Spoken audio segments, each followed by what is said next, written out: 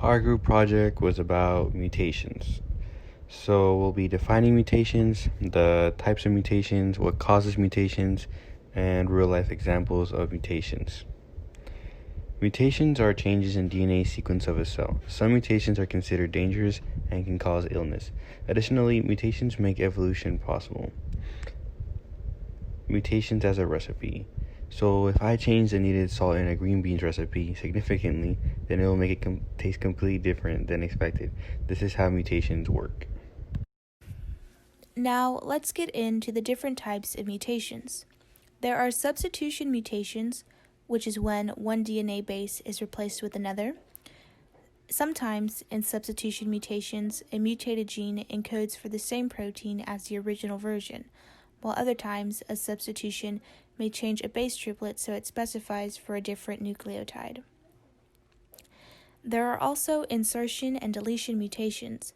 Insertion mutations are when one or more nucleotide is added to a gene, while deletion mutations is when one or more nucleotide is deleted from a gene.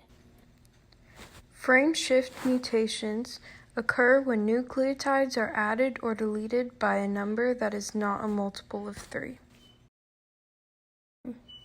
Frame shift mutations are more likely to alter amino acid sequence or result in premature stop codons, which usually leads to the devastation of a protein's function. What causes mutations? Mutations can occur spontaneously. A spontaneous mutation is usually noted as a replication error. The more frequently DNA replicates, the more it mutates. A mutagen is any external agent that induces mutations. Mutagens can be caused due to one's environment or poor health habits.